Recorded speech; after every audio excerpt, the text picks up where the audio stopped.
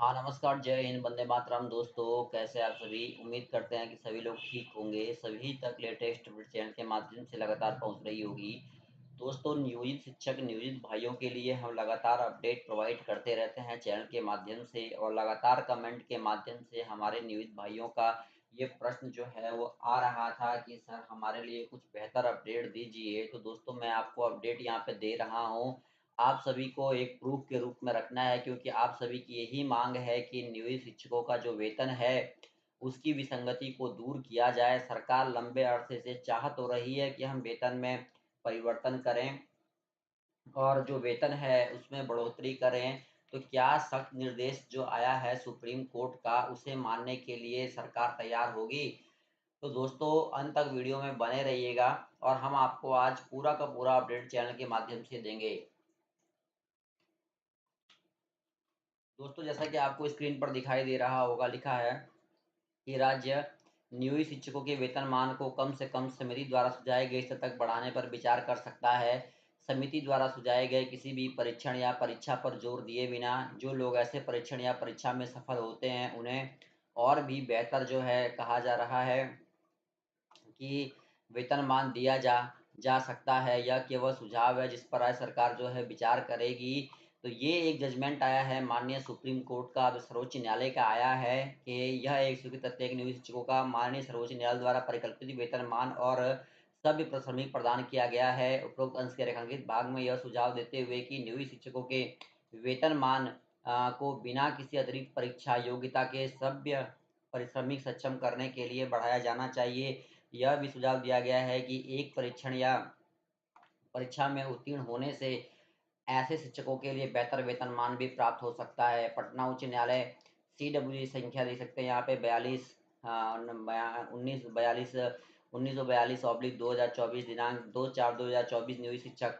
यह वही है जो राज्य अन्य शिक्षक नियम 2023 के माध्यम से प्रयास और लिखा है प्रयास का इरादा रखता है। मौजूदा सरकारी शिक्षकों के खिलाफ नियोजित शिक्षकों द्वारा उठाए गए समान काम के लिए समान वेतन के दावे को वर्तमान नियमों के साथ साकार किया जाएगा। देख सकते हैं, ये मैं नहीं कह रहा हूँ दोस्तों, ये जजमेंट है हमारे नियोजित भाइयों के लिए। हालाँकि कुछ समय पहले ये जजमेंट ऑर्डर आया था, लेकिन ये दिखाना बहुत आवश्यक है आप लोगों को।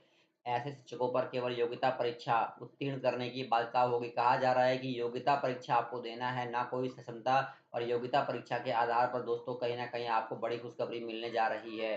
तो लिखा है कि घोषित उद्देश्य शिक्षकों को स्वयं ही शिक्षा जारी करने को के लिए प्रेरित करना है और राज्य विद्यालय शिक्षक नियम 2023 के तहत नवनियुक्त शिक्षकों के समकक्ष मानक हासिल करना है।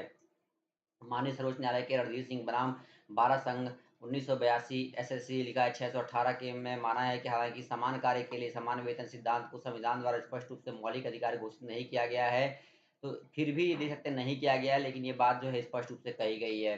तो ये एक जजमेंट ऑर्डर आप जरूर देखिएगा और समझिएगा कि भाई हमारे नियोजित शिक्षकों के लिए कितना बढ़िया जो है सरकार कर रही है। लेकिन फिर भी आप चुप्पी साध के बैठे हुए हैं। ये जजमेंट ऑर्डर आपको नहीं दिख रहा है कि माननीय सर्वोच्च न्यायालय का जो आया है ऑर्डर, इसको लेकर एक प्रूफ के रूप में आप आगे अपनी लड़ाई जो है वो लड़ सकते हैं वेतनमान को लेकर।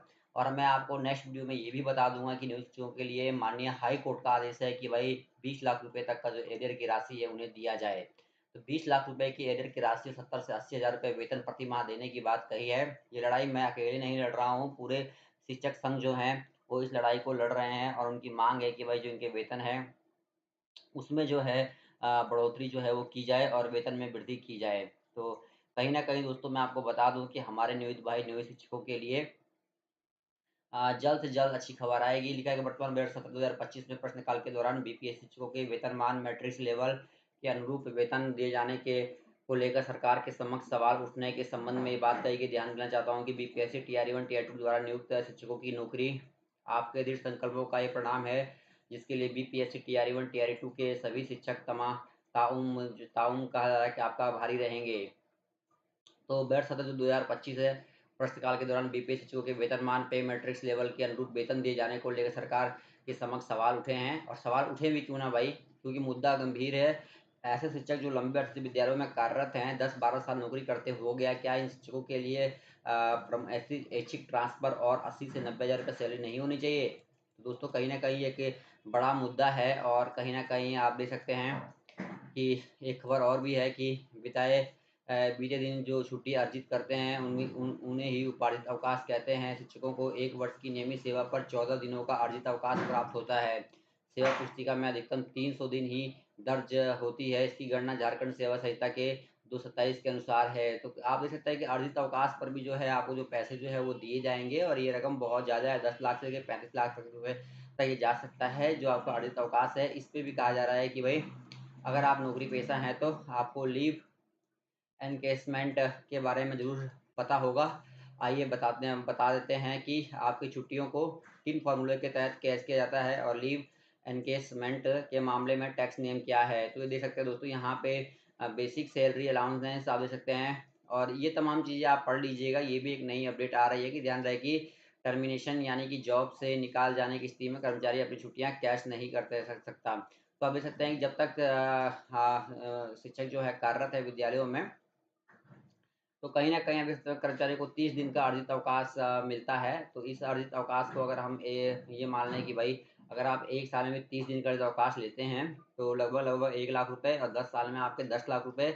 इसी प्रकार से अगर आप 20-25 साल अगर सेवा दे रहे हैं, तो लगभग 30 से 35 लाख रुपए जो है, वो आपको अर्जित अवकाश का मिल जाएगा।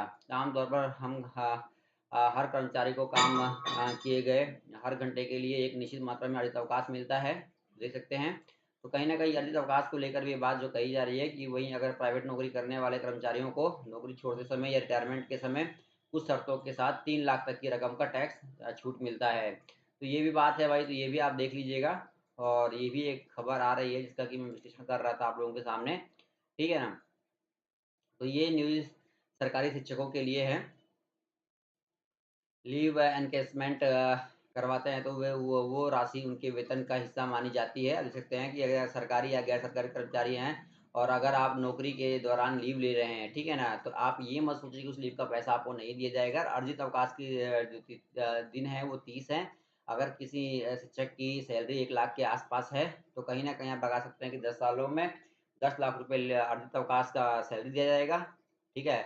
और अगर आप 30 वर्ष तक काम करते हैं, तो कहीं न कहीं 30 से 35 लाख आपको मिल जाएँगे। तो वहीं किसी कर्मचारी के गुज़र जाने पर उसके कानूनी उत्तराधिकारी को भी लीव एनकेसमेंट का पैसा मिलता है।